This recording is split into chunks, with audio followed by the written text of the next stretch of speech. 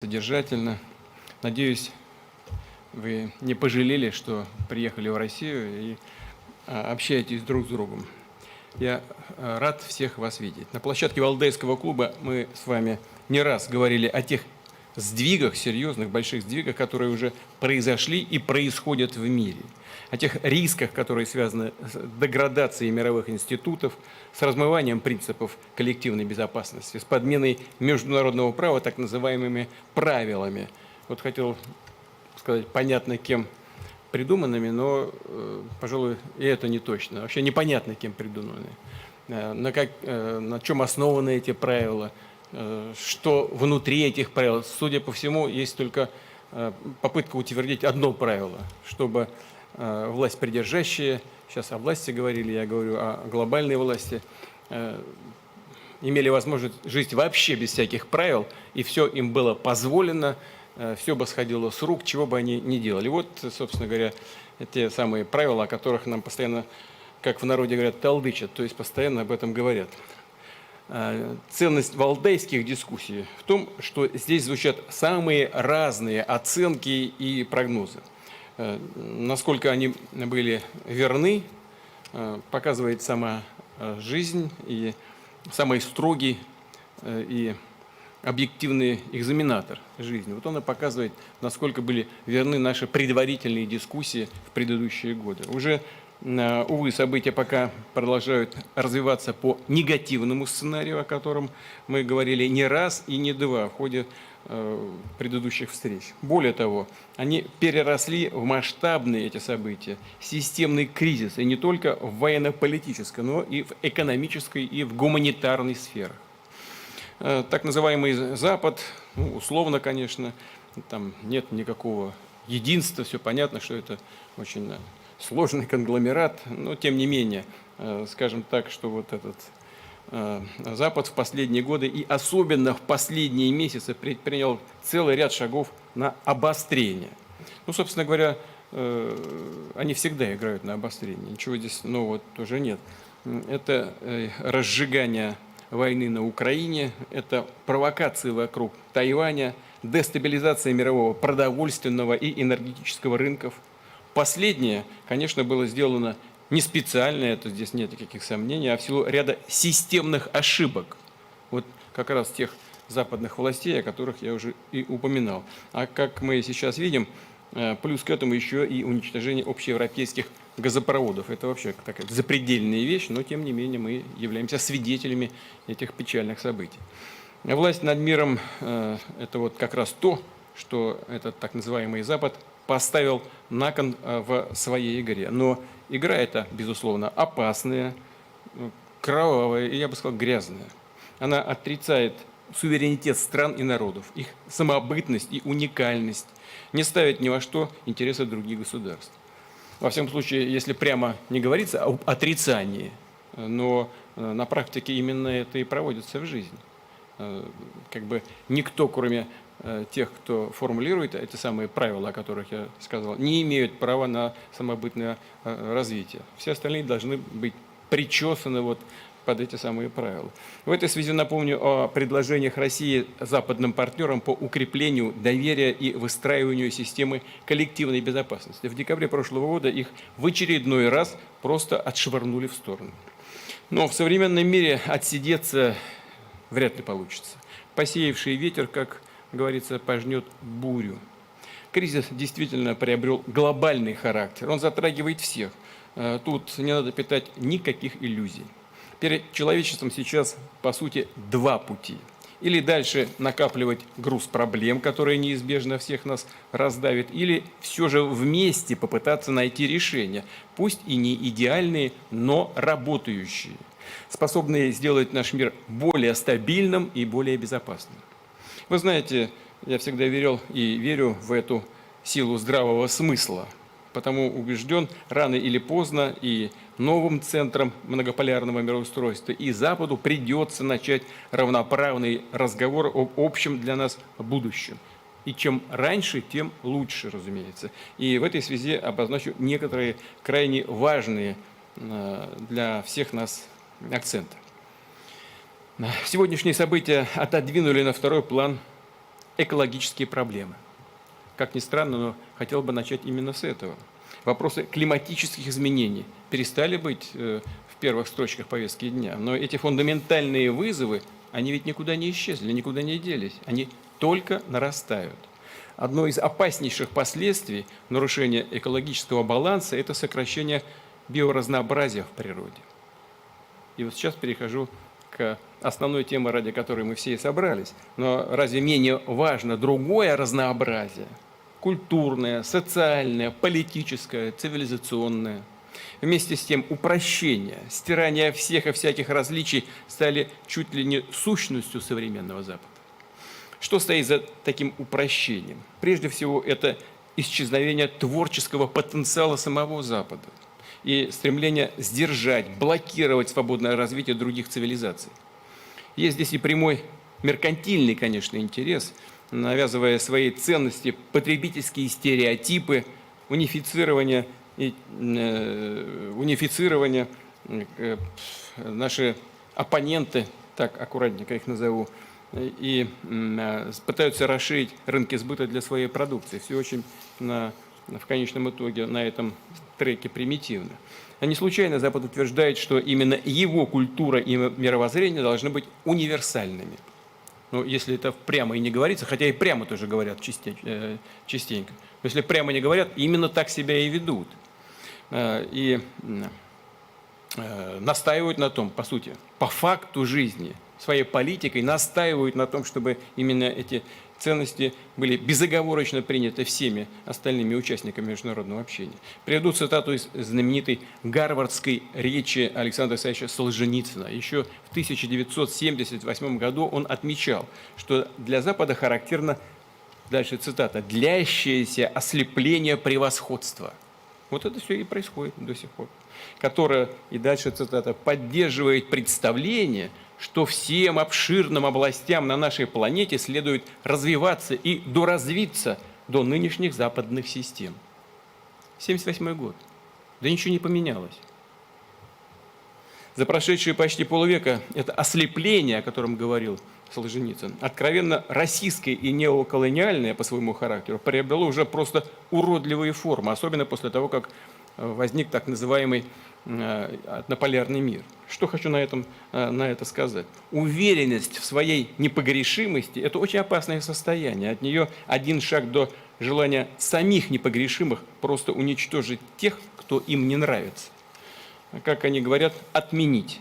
Ну, давайте вдумаемся хотя бы в значение этого слова. Даже в самый разгар холодной войны, на пике противостояния систем, идеологии и военного соперничества никому даже и в голову не приходило отрицать само существование культуры, искусства, науки других народов, своих оппонентов.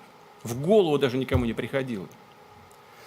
Да, вводились определенные ограничения на образовательные, научные, культурные и, к сожалению, на спортивные связи.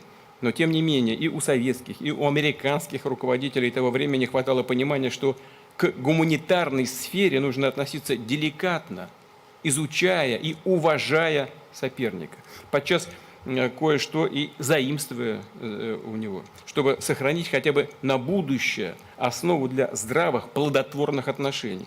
А сейчас что происходит? До сжигания книг в свое время дошли нацисты.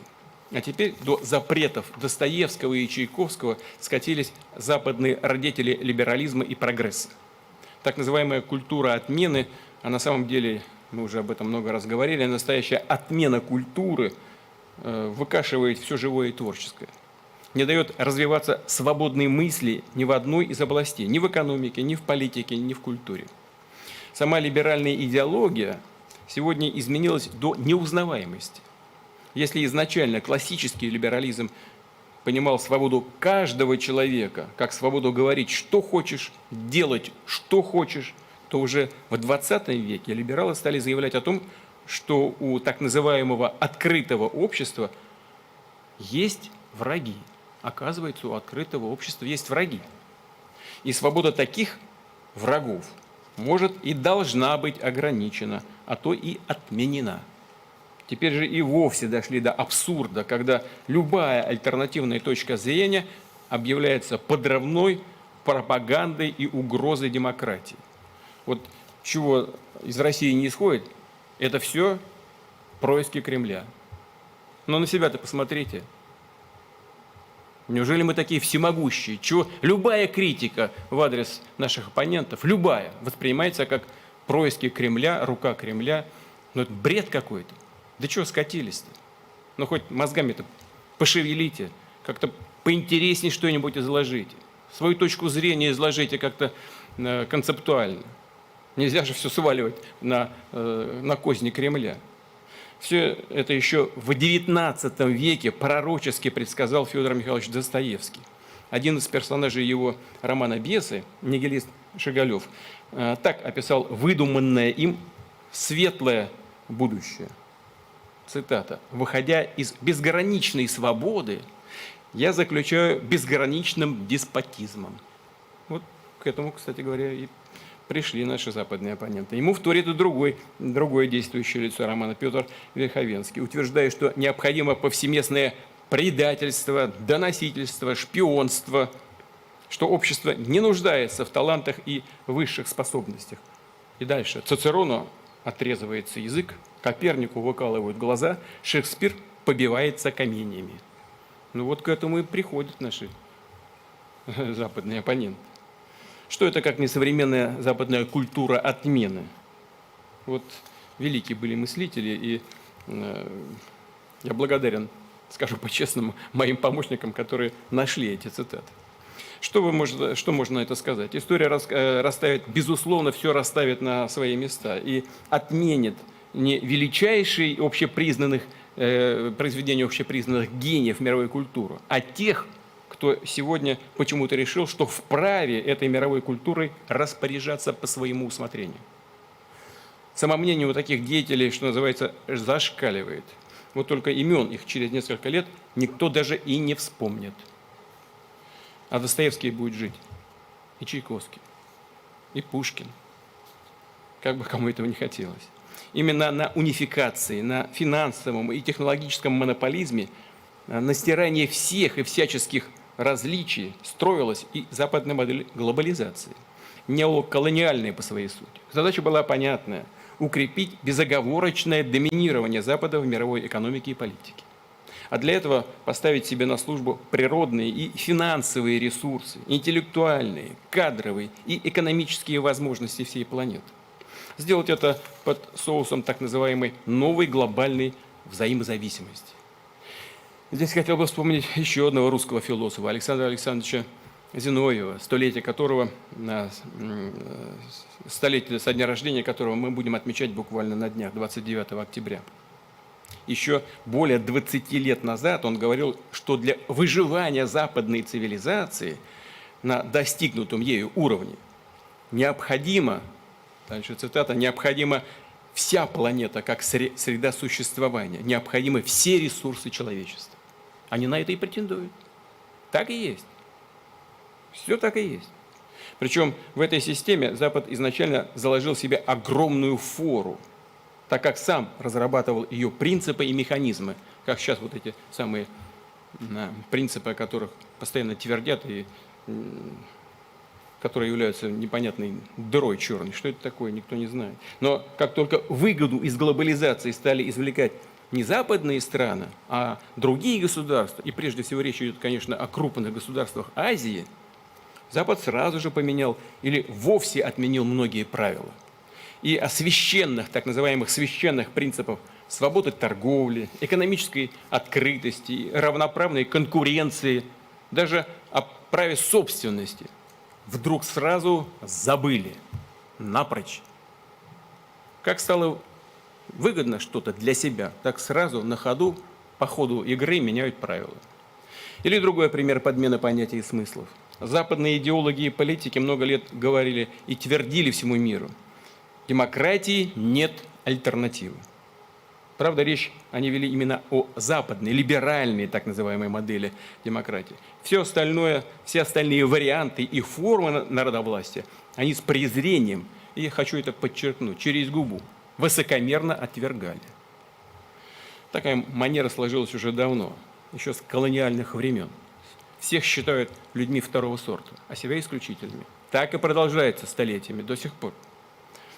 Но вот сегодня абсолютное большинство мирового сообщества как раз и требует демократии в международных делах, не принимает любые формы авторитарного диктата отдельных стран или групп государств.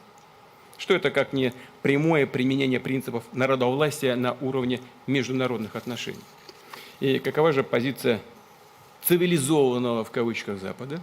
Если вы демократы, то, казалось бы, должны приветствовать такое естественное стремление к свободе миллиардов людей. Но нет. Запад называет его подрывом либерального порядка, основанного на правилах тех же самых. Пускает в ход экономические и торговые войны, санкции, бойкоты, цветные революции, готовит и проводит разного рода перевороты. Вот один из них привел к трагическим последствиям на Украине в 2014 году. Поддержали же, даже сказали, сколько денег истратили на этот переворот. Вообще охамели просто. Не стесняются ничего. Взяли, вот Сулеймани убили, иранского генерала. Можно как угодно относиться было к Сулеймани. Ну как угодно. Но это официальное лицо другого государства. Убили на территории третьей страны. И сказать, да, мы убили. Что это такое вообще? Мы где живем? А Вашингтон по привычке продолжает называть нынешний миропорядок по-американски либерально. Но на самом деле с каждым днем этот пресловутый порядок умножает хаос. И, добавлю, становится все более нетерпимым. Даже по отношению к самим западным странам, к их попыткам проявить любую самостоятельность. Все подавляется на корню прямо. И вводят еще санкции против своих собственных союзников, без всякого стеснения. А те совсем соглашаются, низко опуская голову. Ну, например, июльские предложения венгерских парламентариев закрепить в договоре о Евросоюзе приверженность европейским христианским ценностям и культуре были восприняты даже не как фронта. Ну да, кому-то это может нравиться, кому-то не нравится. У нас в России за 1000 лет сложилась уникальная культура взаимодействия между всеми мировыми религиями. Ну, не надо ничего отменять. Ни христианские ценности, ни исламские, ни иудейские ценности. Другие мировые религии у нас присутствуют. Надо просто с уважением относиться друг к другу. И у нас в целом ряде регионов страны, я просто знаю это, не понаслышке, люди ходят вместе, отмечают и христианские праздники, и исламские, и буддийские, иудейские, и делают это с удовольствием, поздравляют друг друга и радуются друг за друга. А здесь нет. Почему нет? Ну, хотя бы пообсуждали.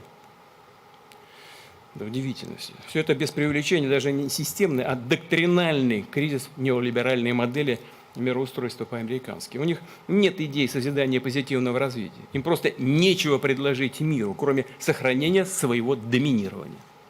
Убежден, настоящая демократия в многополярном мире прежде всего предполагает возможность любого народа, хочу это подчеркнуть, любого общества, любой цивилизации выбирать свой собственный путь, собственную социально-политическую систему. Если такое право есть у США, у стран Евросоюза, то оно, безусловно, есть и у стран Азии, у исламских государств, монархии Персидского залива, государств других континентов. Есть оно, конечно, и у нашей страны, у России. И никто никогда не сможет диктовать нашему народу, какое общество и на каких принципах мы должны строить. Прямая угроза для политической, экономической, идеологической монополии Запада в том, что в мире могут возникнуть альтернативные общественные модели. Более эффективные, хочу это подчеркнуть, более эффективные в сегодняшнем дне, яркие, привлекательнее, чем те, что есть. Но такие модели обязательно будут развиваться. Это неизбежно. Все должны, кстати говоря, американские политологи, специалисты, они же пишут об этом прямо. Правда, их власть придержащие не очень-то слушают, хотя не могут не видеть эти идеи, которые высказываются на страницах политологических журналов и в дискуссиях.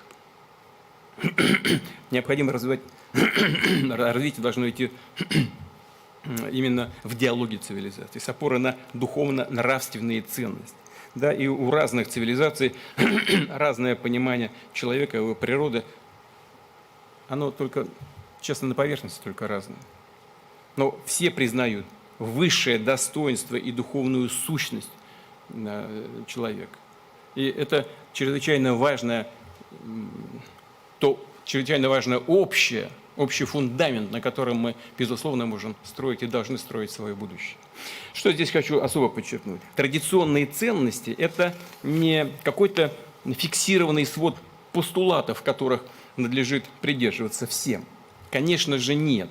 Их отличие от так называемых неолиберальных ценностей в том, что в каждом случае они неповторимы, потому что вытекают из традиции конкретного общества, его культуры и исторического опыта.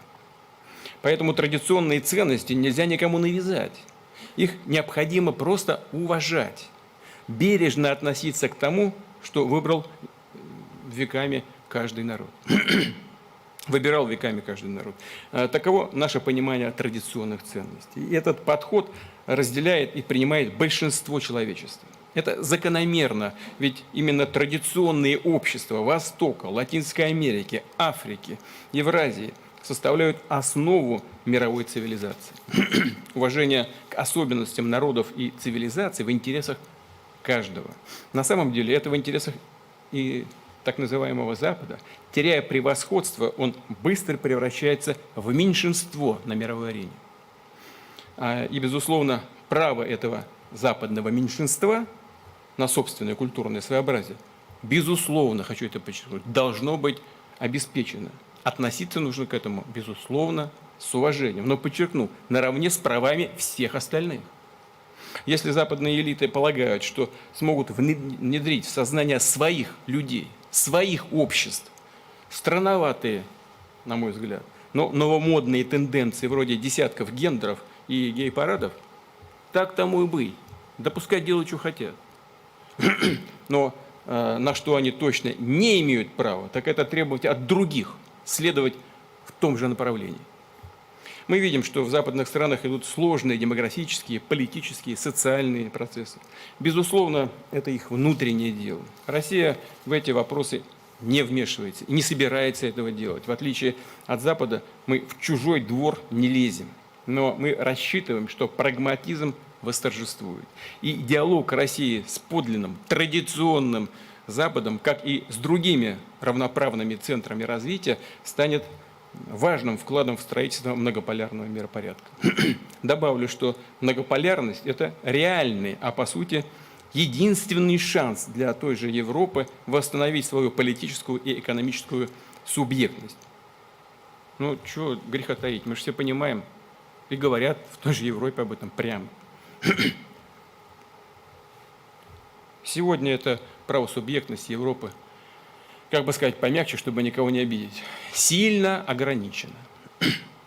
Мир по своей природе многообразен, и попытки Запада загнать всех под один шаблон объективно обречены. Ничего из этого не выйдет. Самонадеянное стремление к мировому лидерству, а по сути к диктату или к сохранению лидерства посредством диктата, на самом деле оборачивается снижением международного авторитета и лидеров западного мира, в том числе Соединенных Штатов, ростом недоверия к их договороспособности в целом. Сегодня одно говорят, завтра другое. Документы подписывают, завтра от них отказываются. Ну, что хотят, то и делают. Ну, где какой-то стабильности нет вообще, ни в чем. Как документы подписывать, о чем говорить? На что можно надеяться? Совершенно непонятно.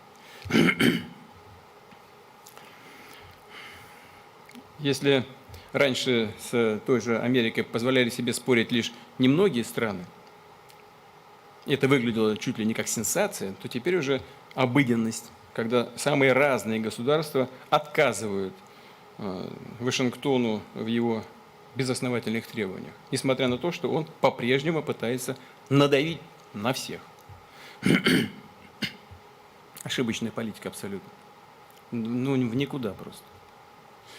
Но пускай это тоже их выбор. Убежден, народы мира не станут закрывать глаза на политику принуждения, которая дискредитировала себя. И всякий раз за попытки сохранить свою гегемонию Западу придется платить и платить все большую и большую цену. На месте этих элит Запада серьезно задумался бы над такой перспективой. Так же, как над этим задумываются, как я уже говорил, некоторые политологи, да и политики в самих Соединенных Штатах. В нынешних условиях жесткого конфликта, скажу прямо некоторые вещи, Россия, будучи самостоятельной, самобытной цивилизацией, никогда не считала и не считает себя врагом Запада. Американофобия, англофобия, франкофобия, германофобия – это такие же формы расизма, как русофобия и антисемитизм. Впрочем, как и любые проявления ксенофобии.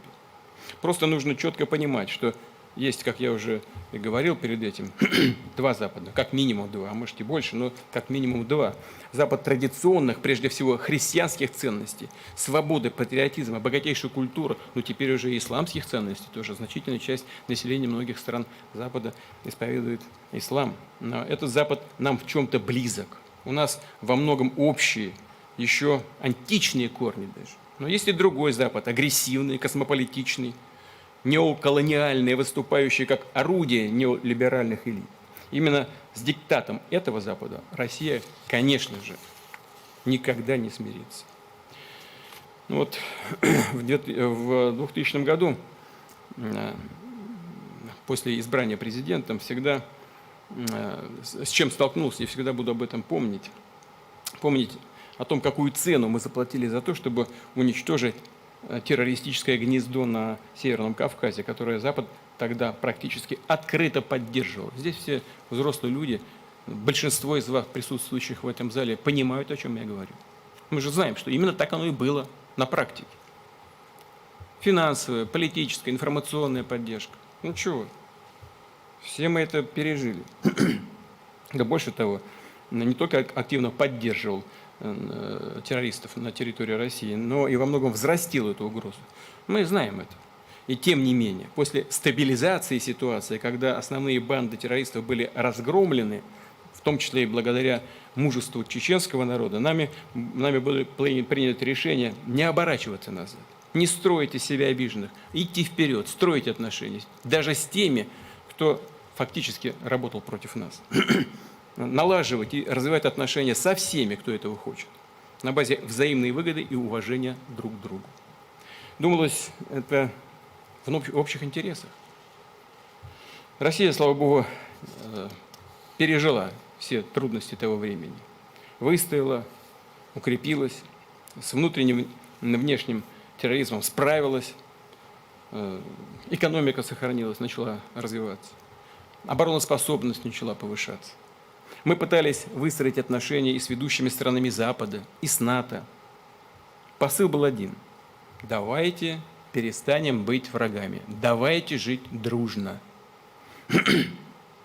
Давайте вести диалог, укреплять доверие, а значит и мир. Мы были абсолютно искренними, хочу это подчеркнуть.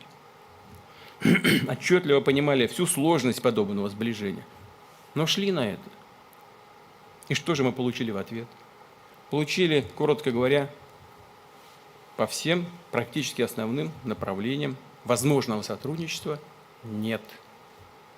Получили постоянно растущее давление на нас и создание очагов напряженности у наших границ. И цель, с позволения спросить, этого давления-то какая? Ну какая? Потренироваться так просто, что ли? Ну, конечно же, нет. Цель – сделать Россию более уязвимой. Цель – превратить Россию в инструмент для достижения своих собственных геополитических целей. Вот. Ну, собственно говоря, это универсальное правило. Всех стараются превратить в инструмент для того, чтобы использовать инструменты эти для своих целей. А тех, кто не подчиняется этому давлению, не хочет быть таким инструментом, против них вводятся санкции, против них или в отношении них проводятся всякого рода экономические ограничения, значит, перевороты готовятся или там, где возможно проводить, проводятся и так далее, и так далее. В конечном итоге, если вообще не удается ничего сделать, цель одна – уничтожить, смахнуть с политической карты. Ну, не получилось и не получится никогда в отношении России развернуть и реализовать такой сценарий. Что хотел бы еще добавить? Россия не бросает вызов элитам Запада. Россия просто отстаивает свое право на существование и свободное развитие. При этом мы сами не собираемся становиться новым каким-то гегемоном. Россия не предлагает заменить однополярность двуполярностью, трехполярностью и так далее. Доминирование Запада доминированием Востока, Севера или Юга – это неизбежно привело бы к новому тупику. Я хочу здесь привести слова великого русского философа Николая Яковлевича Данилевского, который считал, что прогресс в таком случае прогресс скоро бы прекратился, говорит Данилевский, а в том, чтобы исходить все поле, составляющее поприще исторической деятельности человечества во всех направлениях. И он добавляет, что ни одна цивилизация не может гордиться тем, чтобы она представляла высшую точку развития. Убежден, диктатуре можно противопоставить только свободу развития стран и народов. Деградация личности – любовь к человеку, как к творцу, примитивному упрощению и запретам цветущую сложность культур и традиций. Смысл сегодняшнего исторического момента как раз и состоит в том, что перед всеми цивилизациями, государствами и их интеграционными объединениями действительно открываются возможности для своего демократического, оригинального пути развития. И прежде всего мы считаем, что новый миропорядок должен основываться на законе и праве, быть свободным, самобытным и справедливым. Так более справедливыми и открытыми должны стать мировая экономика и торговля. Россия считает неизбежным процесс формирования новых международных финансовых платформ, в том числе для целей международных расчетов. Такие платформы должны находиться вне национальных юрисдикций, быть безопасными, деполитизированными, автоматизированными и не зависеть от какого-либо единого центра управления. Возможно это сделать или нет? Конечно, да.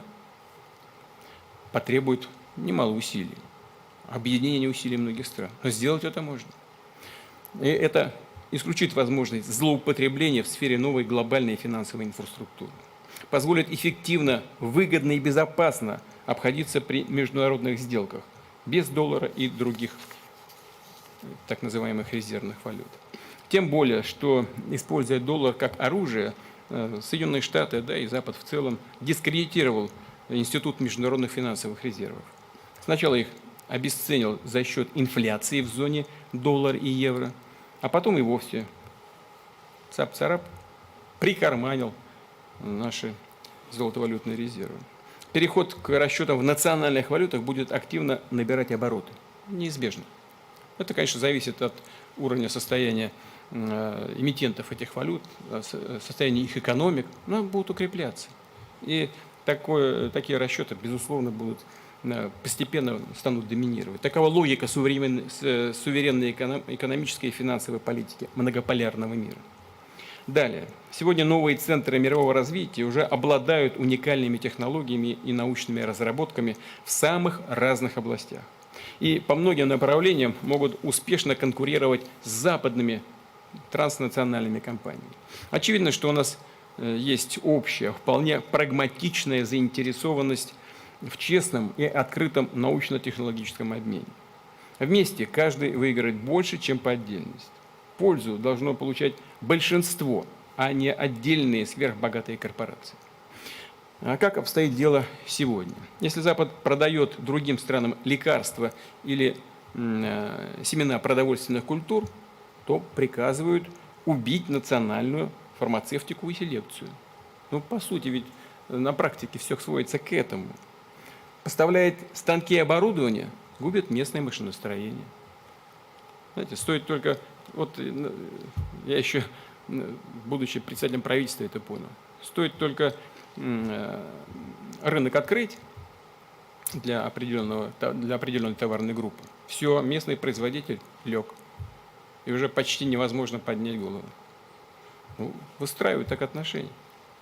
Таким образом, происходит захват рынков и ресурсов. Страны лишаются своего технологического, научного потенциала. Это не прогресс, а закабаление, сведение экономик до примитивного уровня. Технологическое развитие должно не усиливать мировое неравенство, а сокращать его. Именно так традиционно реализует свою внешнюю технологическую политику Россия. Ну, например, строя в других государствах атомные электростанции, Мы одновременно создаем там центры компетенций, готовим национальные кадры, мы отрасли создаем. Мы не строим просто предприятия, а создаем целую отрасль. По сути, даем другим странам возможность совершить реальный прорыв в своем научно-технологическом развитии, сократить неравенство, вывести свою энергетику на новый уровень эффективности и экологичности. Вновь подчеркну, суверенитет, самобытное развитие ни в коем случае не означают изоляцию и авторкию, а наоборот, предполагают активное взаимодействие и взаимовыгодное сотрудничество на справедливых и равноправных принципах. Если либеральная глобализация – это обезличивание, навязывание всему миру западной модели, то интеграция, напротив, раскрытие потенциала каждой цивилизации в интересах целого ради общего выигрыша. Если глобализм – это диктат, к этому все сводится в конечном итоге, то интеграция – это совместная выработка общих стратегий, выгодных всем. В этой связи Россия считает важным активнее запускать механизмы создания больших пространств, построенных на взаимодействии стран-соседей, чья экономика, социальная система, ресурсная база, инфраструктура дополняют друг друга. Такие большие пространства, по сути, и есть основа многополярного мироустройства, экономическая основа. Из их диалога и рождается подлинное единство человечества, гораздо более сложное, самобытное и многомерное, чем в упрощенных представлениях западных идеологов, некоторых западных идеологов. Единство человечества не строится по команде «делай как я, будь как я». Оно формируется с учетом и на основе мнения всех, с бережным отношением к идентичности каждого общества и народа. Именно на таком принципе может развиваться долгосрочное взаимодействие в многополярном мире. В этой связи, возможно, стоит подумать и о том, чтобы структура Организации Объединенных Наций, в том числе ее Совета Безопасности, в большей степени отражала именно многообразие мировых регионов. Ведь от Азии, Африки, Латинской Америки в мире завтрашнего дня будет зависеть намного больше, чем принято считать сегодня. И такой рост их влияния, безусловно, позитивен. Напомню, что западная цивилизация не является единственной даже на нашем общем евразийском пространстве. Более того, большинство населения сосредоточено именно на востоке Евразии, там, где возникли очаги древнейших цивилизаций человечества. Ценность и значение Евразии в том, что этот материк представляет собой самодостаточный комплекс, обладающий гигантскими ресурсами любого рода и огромными возможностями. И чем усерднее мы работаем над повышением связанности Евразии, созданием новых путей, форм сотрудничества, тем более впечатляющих успехов будем добиваться. Успешная деятельность Евразийского экономического союза, быстрый рост авторитета и влияния Шанхайской организации сотрудничества, масштабные инициативы в рамках одного пояса, одного пути, планы многостороннего сотрудничества по реализации транспортных коридоров север-юг и многие другие проекты в этой части мира, уверен, это начало новой эры, нового этапа в развитии Евразии.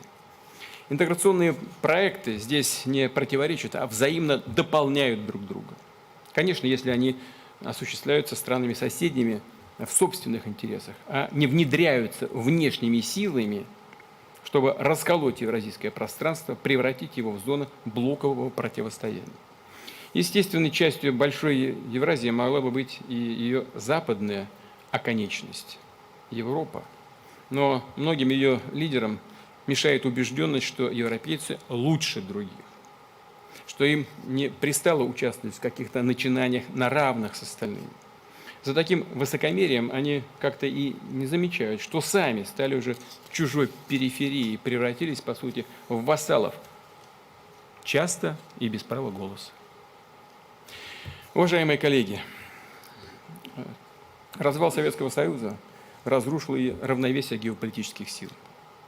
Запад почувствовал себя победителем и провозгласил однополярное мироустройство, в котором только его воля, его культура, его интересы имели право на существование.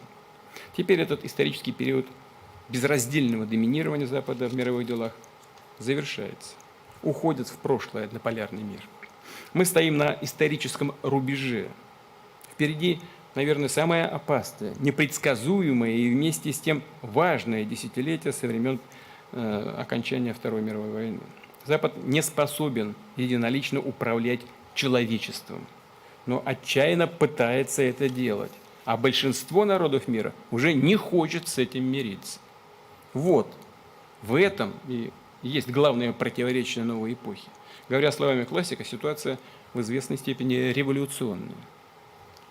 Верхи не могут, а низы не хотят так уже жить, если говорить словами классика. Такое положение вещей чревато глобальными конфликтами или целой цепью конфликтов, что представляет собой угрозу для человечества, в том числе и для самого Запада.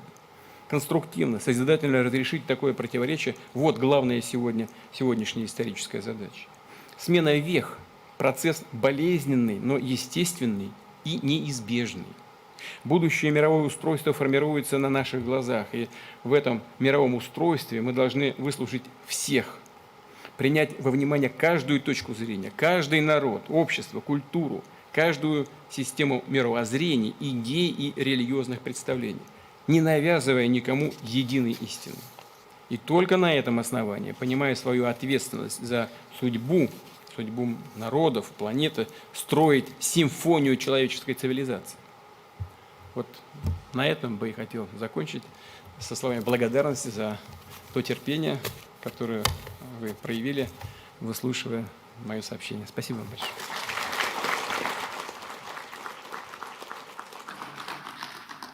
Спасибо большое, Владимир Владимирович, за столь всеохватный текст речи.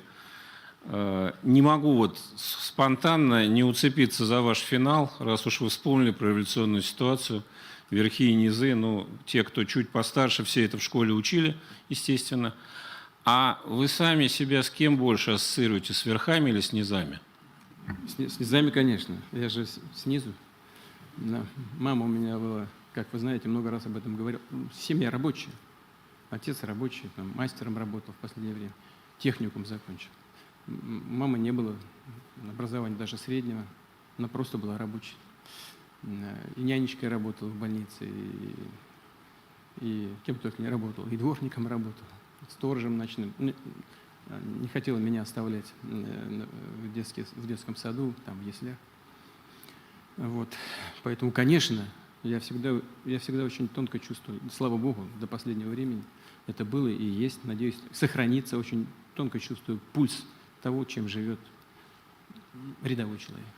То есть на мировом уровне вы на стороне тех, кто не хочет? На мировом уровне, конечно, это входит в круг моих обязанностей, смотреть, что происходит на мировом уровне. Я за то, о чем только что сказал, за демократические отношения с учетом интересов всех участников международного общения, а не только интересов так называемого «золотого миллиарда». Понятно. Мы с вами встречались ровно год назад. Тогда атмосфера и обстановка международная были вполне уже напряженные, но, конечно, когда мы смотрим на тот октябрь из этого, кажется, что там просто идиллия была. Очень много изменилось за год, буквально мир перевернулся, как некоторые говорят. Вот для вас лично что изменилось за этот год? Внутри, я не знаю, в вашем восприятии мира, страны? То, что происходило в последнее и происходит сейчас, в том числе, скажем, на том же украинском направлении, это не изменения, которые происходят вот сейчас или после начала специальной военной операции России. Нет. Все эти изменения, они идут в течение многих лет уже давно. Просто на это так или иначе кто-то обращает внимание, а кто-то нет. Но это тектонические изменения всего миропорядка. Вы знаете, вот эти тектонические плиты, они же постоянно находятся в движении, там где-то в коре земной. Когда, как специалисты говорят, там двигаются, все спокойно и тихо. Но изменения все равно происходят.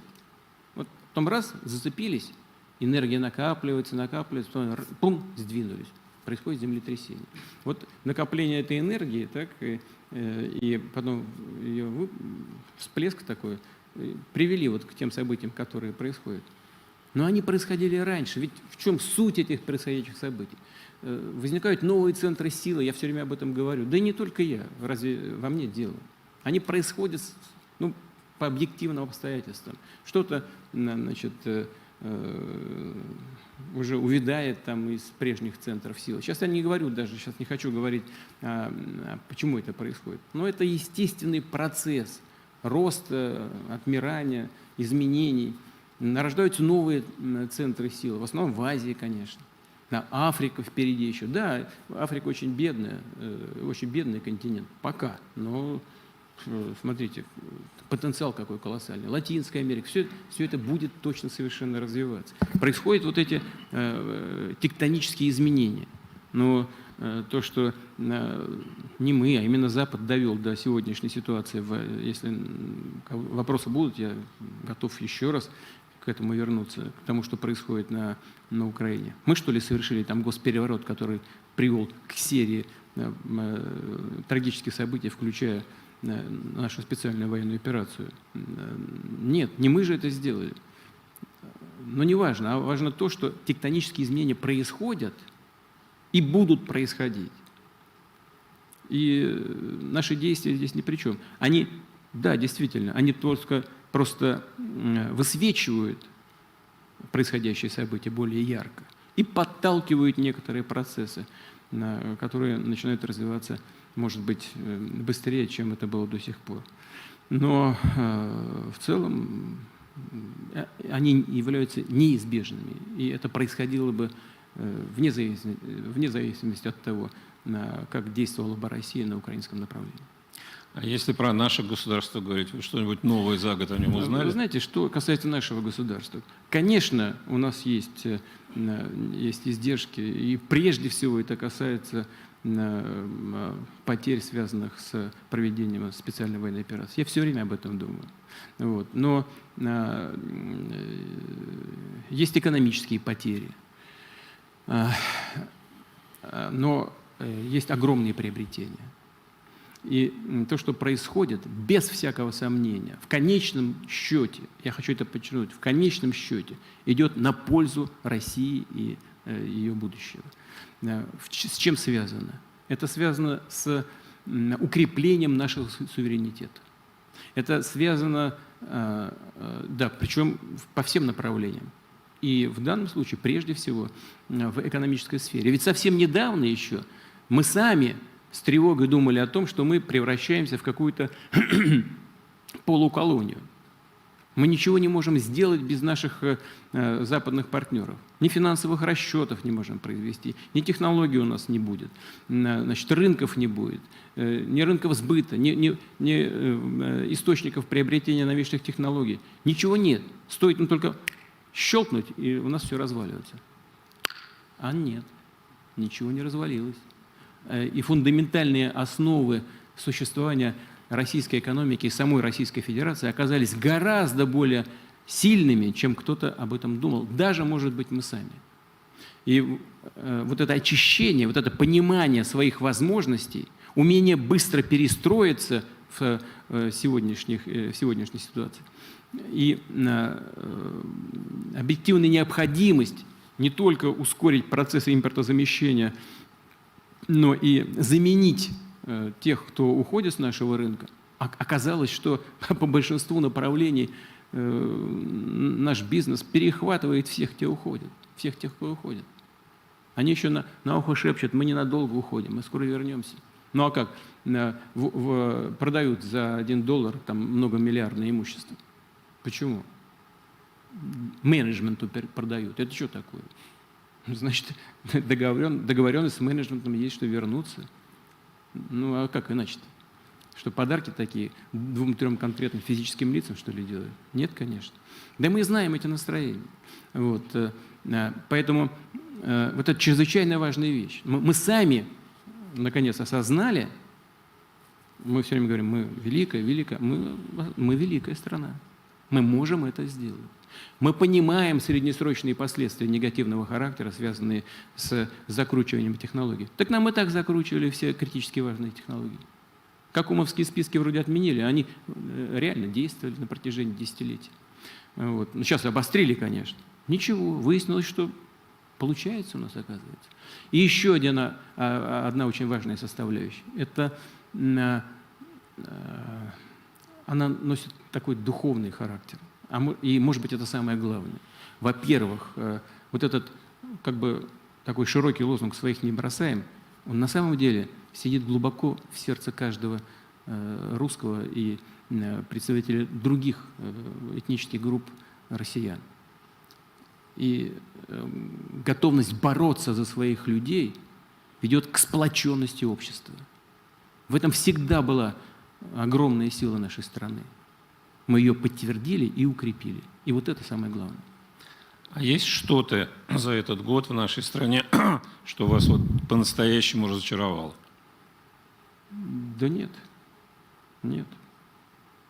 То есть орг-выводы не нужны, никаких, так сказать, особых изменений не следует? Ну, орг-выводы всегда нужны. Если вы имеете какие-то кадровые решения, это естественный процесс.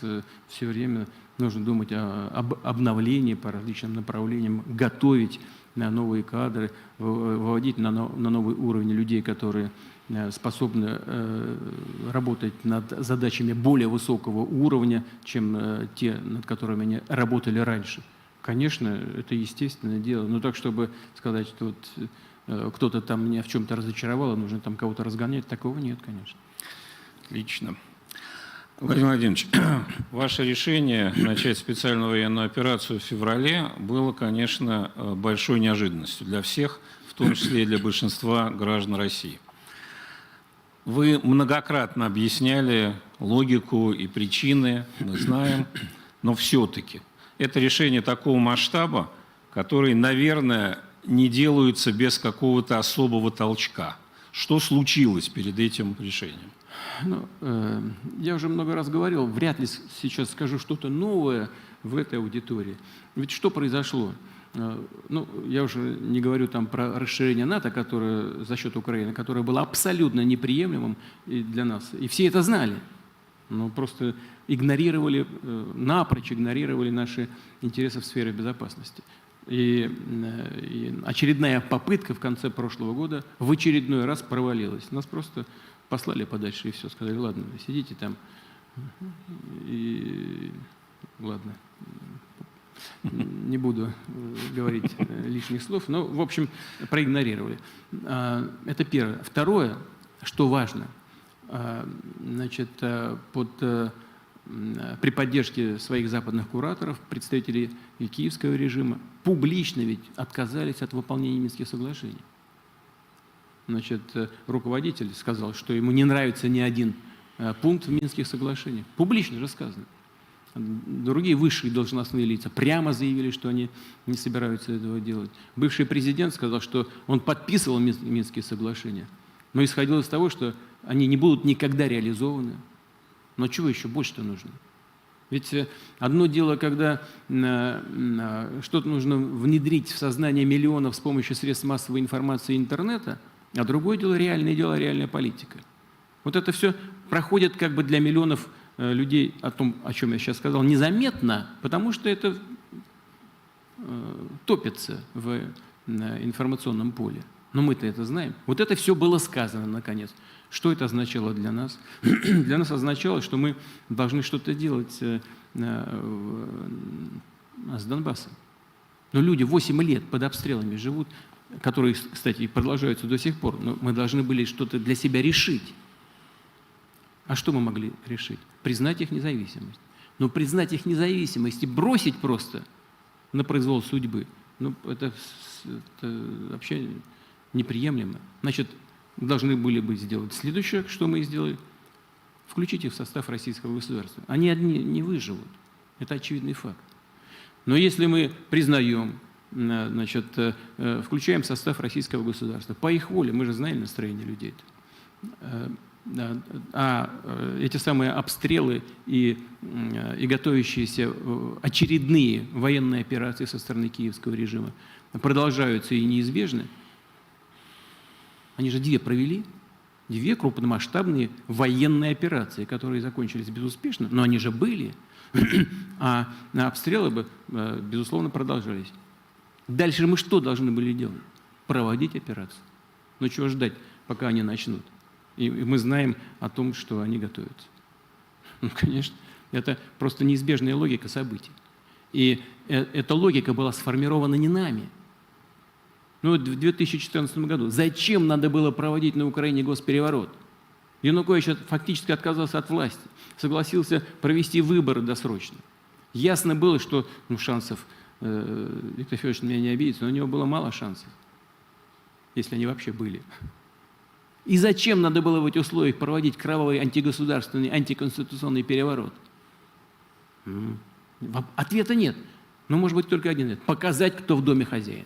Всем сидеть, извините меня, перед домой прошу извинения, всем сидеть на попе ровными. И не крякать.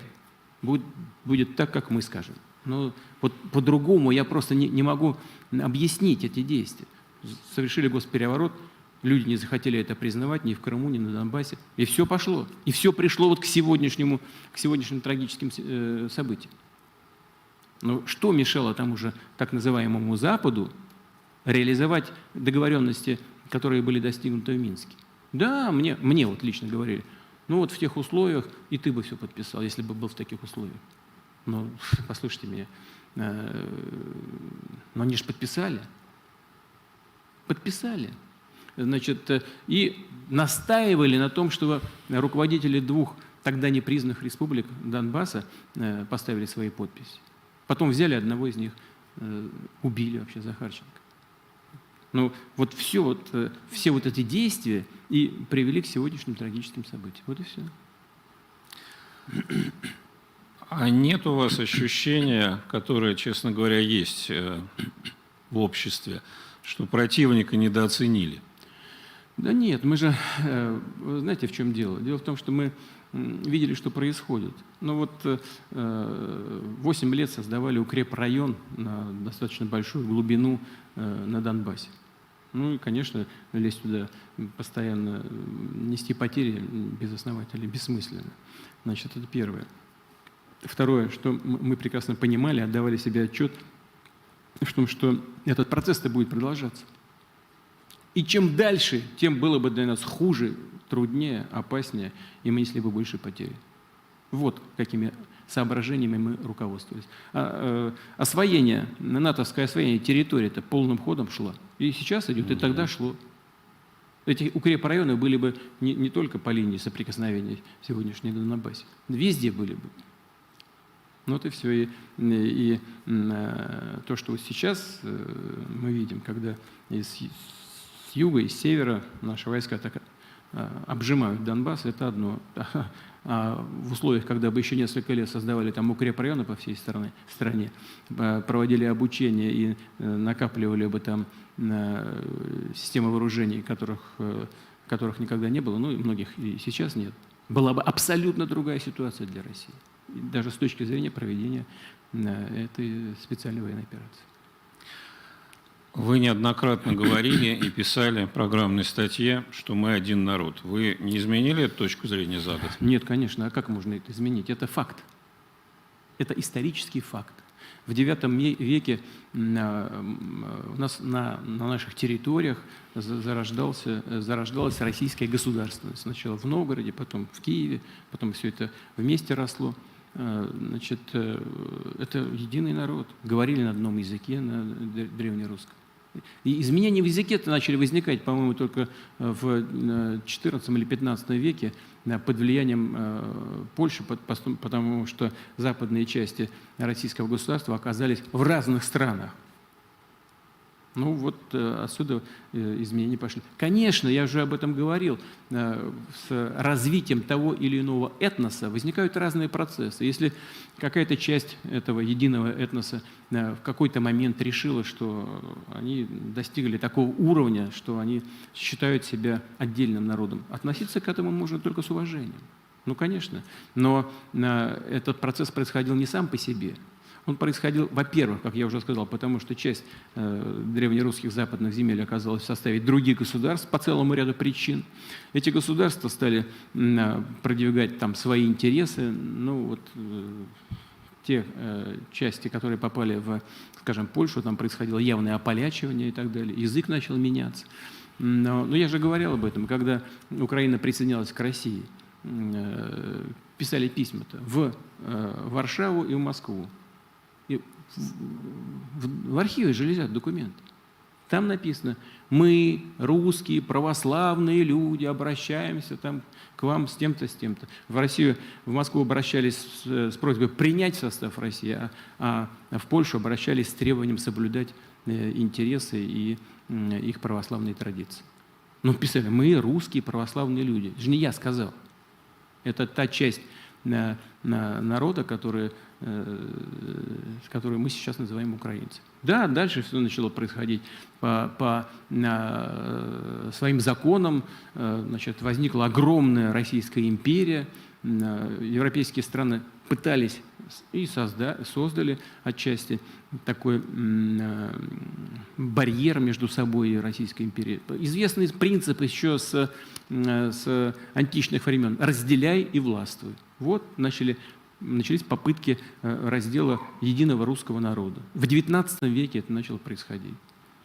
Приобретало все больше и больше размах и поддерживалось прежде всего Западом. Конечно, в части этого населения, значит, это культивировалось, кому-то это начало нравиться, и по особенности своей, исторические, языковые. Конечно, это начали использовать именно с этой целью: разделяй и властвуй. Ничего здесь такого необычного это нет. Ну, достигли определенных целей, безусловно. А потом это выродилось вообще в сотрудничество с Гитлером во время Второй мировой войны, когда украинских коллаборационистов использовали для проведения акций по уничтожению и русских, и тех же поляков, и евреев, и белорусов. Но это же хорошо известно, это исторический факт. Значит, каратели поручали самые грязные и кровавые дела, прежде всего, бандеровцев. Ну, вот все это часть нашей истории, но то, что в основе своей русские украинцы – это, по сути, один народ, здесь это исторические факты. У нас же тогда гражданская война, получается, с частью собственного народа. Ну, отчасти, да, но мы оказались в разных государствах, к сожалению, в силу целого ряда причин.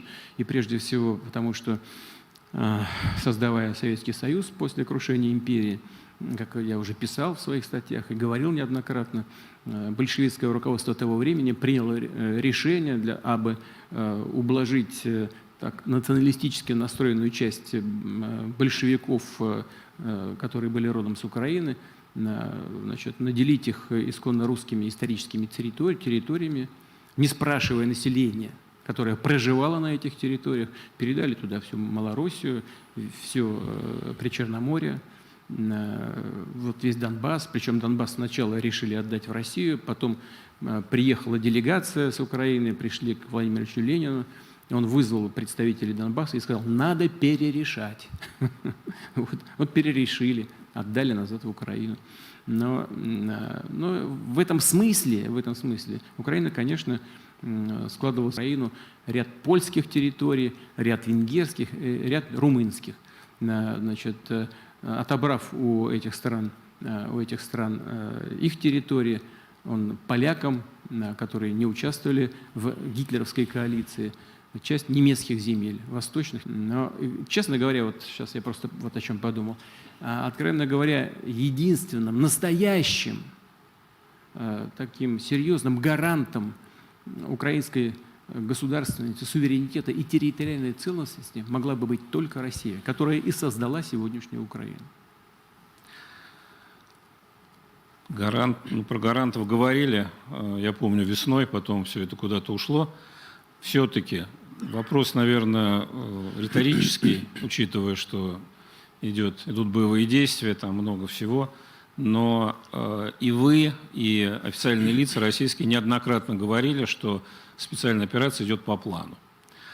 Вот все-таки какой план, честно говоря, общество не очень понимает. В чем план? Вы понимаете, значит, мы изначально, ведь я изначально говорил прямо в день начала операции, самое главное у нас – это помощь Донбассу. Ну, смотрите, значит, я уже упоминал об этом. Если бы мы действовали иначе, мы не смогли бы там с двух сторон вокруг Донбасса республика освобождена полностью. Идут мероприятия военные, связанные с самой Донецкой республикой. Ну и, конечно, когда наши войска подошли и с юга, и с севера, и стало очевидным, что люди, проживающие на этих исторических новороссийских территориях, видят свое будущее вместе с Россией, как мы могли на это не откликнуться?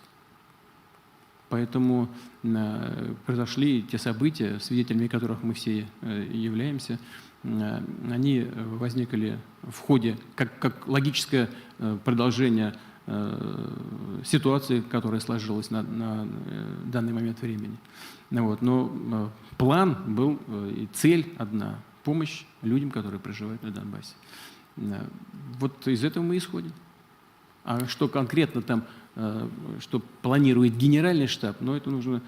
Я знаю, конечно, но мне кажется, что это не тот случай, когда нужно в деталях об этом разговаривать. Спасибо. Дорогие друзья, ну, я удовлетворил свое первичное любопытство, монополизируя все. Теперь, пожалуйста, желающие могут задать вопрос. Так, давайте начнем. Иван Сафранчук.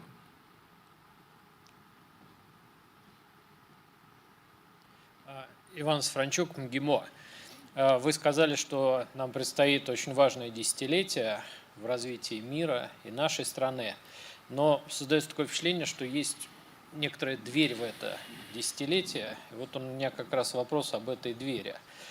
В последнее время многократно… Поближе микрофон. Да. В последнее время многократно возрос накал ядерной риторики. Украина от просто безответственных заявлений перешла к практической подготовке ядерной провокации. Представители Соединенных Штатов и Британии делают заявления, в которых звучат такие нотки о допустимости применения ядерного оружия. Байден, скажем, говорит о ядерном Армагеддоне, и тут же в Америке идут комментарии в том духе, что, мол, не страшно. И при этом Соединенные Штаты в ускоренном порядке размещают в Европе модернизированные тактические ядерные бомбы. Получается, что-то вроде давать отказываются. Вот поясните, пожалуйста, Владимир Владимирович, мир действительно находится на пороге возможности применения ядерного оружия, и как в этих условиях будет себя вести Россия как ответственная мировая ядерная держава? Спасибо. Смотрите, пока ядерное оружие существует, всегда существует опасность его применения. Первое. Второе. Цель сегодняшней возни вокруг ядерных угроз и возможного применения ядерного оружия, она очень примитивная. И я вряд ли ошибусь, если скажу, в чем она заключается. Ну, я уже говорил о том, что вот этот диктат западных стран, их попытка надавить на всех участников международного общения, в том числе на нейтральные или дружественные нам страны, заканчивается ничем. И они ищут дополнительные аргументы для того, чтобы убедить наших друзей или нейтральные государства в том, что нужно всем вместе противостоять России. И провокации с ядерным оружием, нагнетание возможности самого тезиса о возможном применении со стороны России ядерного оружия поставлено именно, используется именно для достижения этих целей. Повлиять на наших друзей, на наших союзников, повлиять на нейтральные государства. Сказать ему, смотрите, кого вы там поддерживаете, какая Россия страшная страна, не надо ее больше поддерживать, не надо с ней сотрудничать, не надо у нее ничего закупать, не надо им ничего продавать. На самом деле это примитивная цель. Что происходит в действительности? У нас мы ведь инициативно ничего никогда не говорили по поводу возможного применения России ядерного оружия, а только намеками отвечали на те заявления, с которыми выступали лидеры западных стран. Ну вот госпожа Ли Страс, недавняя премьер-министр Великобритании, она же прямо сказала в разговоре с представителями прессы: да, в Великобритании ядерная держава, в обязанности премьера-министра входит возможное применение, и я сделаю это. Ну, это не дословно, да, ну, близко к тексту. Я к этому готов. Ну как, понимаете, и никто ведь никак не отреагировал. Ну, допустим, она ляпнула там, девушка как немножко не в себе. Ну как можно такие вещи говорить публично? Сказала. Ну, поправили бы ее. То в Вашингтоне бы публично сказали: мы к этому не имеем никакого отношения. Мы не знаем. И обижать не надо было, но просто отмежеваться. Ведь молчат все. А что мы должны думать? Мы думаем, что это согласованная позиция, что нас начинают шантажировать. И что нам? Совсем молчать, сделать вид, что мы ничего не слышали, что ли? Серия других заявлений идет по этому поводу. Руководство, значит, киевского режима постоянно говорит о своем стремлении обладать ядерным оружием. Вот это первая часть марлезонского балета. А дальше? Вот постоянно идут разговоры о том, что мы творим на Запорожской атомной электростанции. А что же мы там творим? Так прямо иногда говорят, а постоянно намекают на том, что мы обстреливаем атомную Запорожскую электростанцию. Но они сбрендили совсем, нет? Мы же контролируем эту атомную электростанцию. Там же войска находятся наши. Вот я разговаривал, уже пару месяцев прошло, наверное, с одним из западных лидеров. Он говорит: уберите, я говорю, что надо сделать? Уберите тяжелое оружие с Запорожской атомной станции. Я говорю, согласен. Мы уже сделали это. Там нет никакого тяжелого оружия. Да? Другое уберите. Чушь какая-то, понимаете? Вот вы смеетесь, вот это смешно, но на самом деле это почти дословно. Я же говорю, послушайте, там вы просили, чтобы находились на станции представители МАГАТЭ. Мы же согласились. Они там. Они даже отказались жить в гостинице. Они живут прямо на территории атомной электростанции. Прямо на территории. Они своими глазами видят, что происходит. Кто стреляет и откуда снаряды летят. Ведь никто не говорит о том, что украинские войска обстреливают атомную электростанцию. Никто. А нагнетают ажиотаж, обвиняя в этом Россию. Это бред. Казалось бы, бред. Но это происходит же на самом деле так.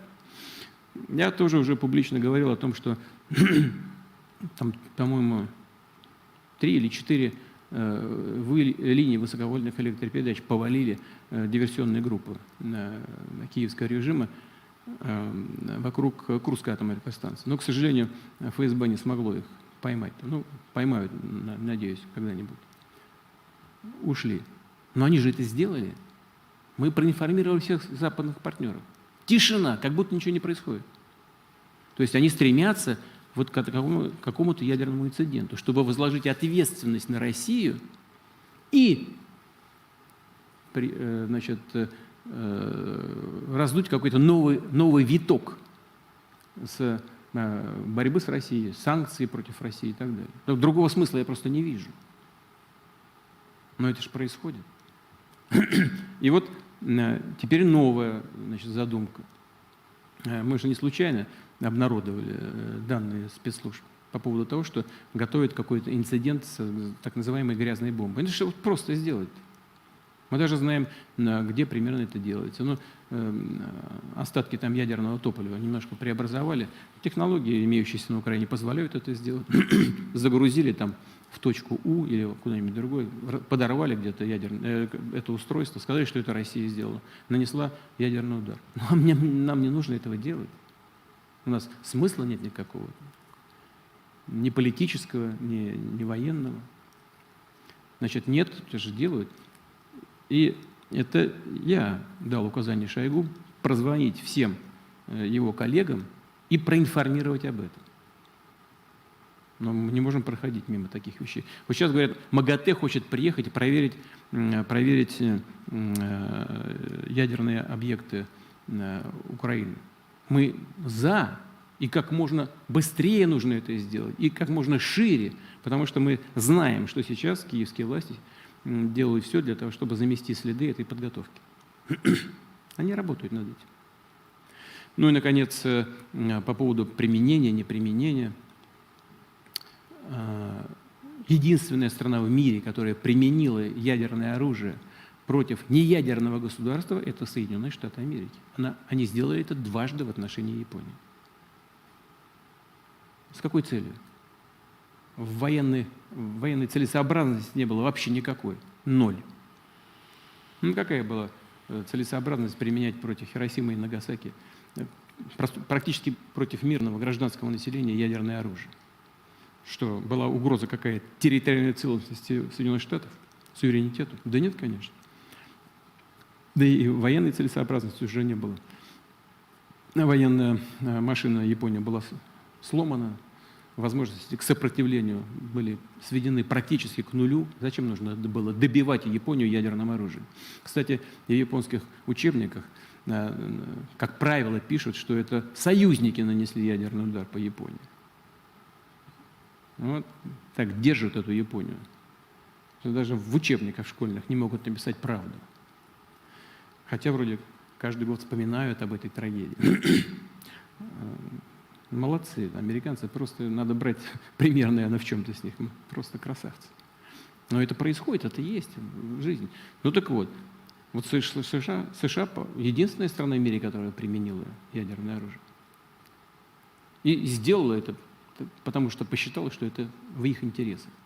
Что касается России, у нас есть военная доктрина, пусть ее прочитают, в соответствующей статье этой военной доктрины написано, в каких случаях, по какому поводу, в связи с чем и каким образом Россия считает возможным применение оружия массового уничтожения в виде ядерного оружия для защиты своего суверенитета, территориальной целостности, для обеспечения безопасности российского народа. Вот у нас буквально завтра, или отступить, вы можете представить себя в роли одного из лидеров, ну, вернее, Хрущева, получается? Ни Мы можем до ни такого в коем дойти? случае. Ни в коем случае. Не дойдем. Нет, я не могу себя представить в роли Хрущева. Ни в коем случае. Хорошо. А в роли лидера, которому придется решать вот этот вопрос такой? Мы готовы к решению любых вопросов. Мы же не отказываемся. Мы в декабре прошлого года предложили Соединенным Штатам продолжить диалог по стратегической стабильности. Они нам ничего не ответили. В декабре прошлого года. Тишина. Если хотят, мы готовы, пожалуйста. А если не хотят, не надо. Мы развиваем свои современные технологии, средства доставки, в том числе гиперзвуковое оружие. Нам, в принципе, это ничего не нужно. Мы самодостаточно себя чувствуем. Да, понятно, что когда-то они нас догонят, и по гиперзвуковому оружию, это очевидно. Высокотехнологичная страна, это только вопрос времени. Но пока не догнали. У нас все есть. И мы развиваем эти технологии. Если кто-то хочет с нами вести диалог на этот счет, мы готовы, пожалуйста. Так, Расиган Махарадж, дайте, пожалуйста, он руку тянул.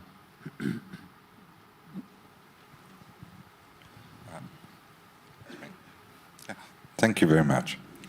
Большое спасибо.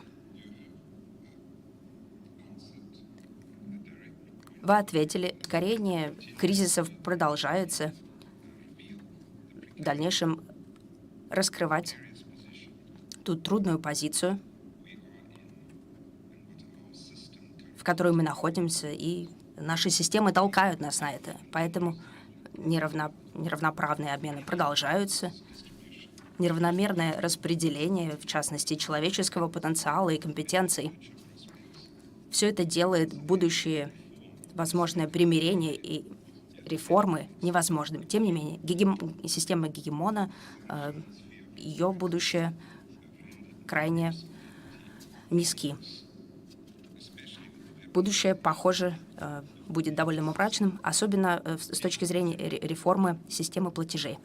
Что вы думаете, как сейчас может выглядеть более демократичный вариант, альтернатива текущей системы расчетов и платежей? Это один из ключевых вопросов. Один из ключевых вопросов сегодняшнего развития и будущего не только финансовой системы, но и мироустройства. Вы попали прямо в десятку. Значит, после Второй мировой войны Соединенные Штаты создали Бреттон-Вудскую систему, укрепили ее многократно по самым разным векторам, работали, создали международные институты, которые находятся под их контролем и в сфере финансов, в сфере международной торговли. Но они дают сбой, очевидно. Значит, огромная ошибка со стороны Штатов, я уже говорил об этом, использовать доллар в качестве оружия в борьбе за свои политические интересы. Это подрывает доверие к доллару, ну и к другим резервным валютам. Капитально подрывает. Поверьте мне, я знаю, что я говорю, потому что все задумались, стоит ли держать, значит, золотовалютные резервы в долларах. Не так просто выйти из доллара, потому что у американцев создана очень такая мощная система, которая держит эти резервы, не выпускает их, по сути дела. Выйти очень сложно. Но на будущее все задумались. Значит, я уже сказал, могу только повторить, в чем мы видим будущее международной финансовой системы. Ну, во-первых, это такой общий посыл, тем не менее, всем странам должно быть обеспечено суверенное развитие. И нужно относиться с уважением к выбору любой страны. Это тоже важно, даже применительно к финансовой системе. Она должна быть независимой, деполитизированной. И, конечно, она должна быть основана на финансовых системах ведущих стран мира. И вот если это будет создано, а это непростой процесс, очень сложный, но это возможно, тогда более эффективно будут работать и международные институты, их нужно либо реформировать, либо создавать заново, международные институты помощи тем странам, которые в этой поддержке нужен трансфер образования и передача технологий.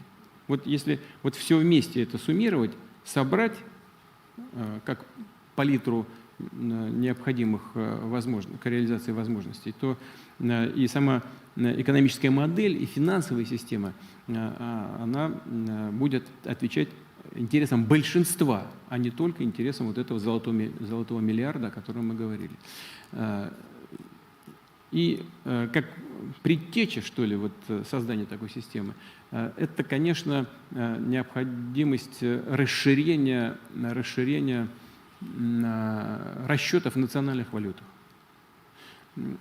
И с учетом того, что финансовые власти США используют доллар как оружие и создают проблемы для расчетов, не только нам, но и нашим партнерам, и другим странам, конечно, вот стремление к независимости, оно неизбежно будет развивать расчеты в национальных валютах. Вот, например, с Индией у нас по экспорту, по-моему, уже 53% в расчетах используем национальные валюты. По импорту где-то, не знаю, где-то 27% примерно. И с другими странами развивается очень активно, развивается расчет. С Китаем очень активно развиваются расчеты в юанях и рублях. И с другими странами, перечислять всех не буду. Так что, вот, что касается собственной финансовой системы, то, на мой взгляд, генеральный путь развития – это создание деполитизированных, основанных на национальных валютных системах, такой наднациональной мировой валютной системы, которая бы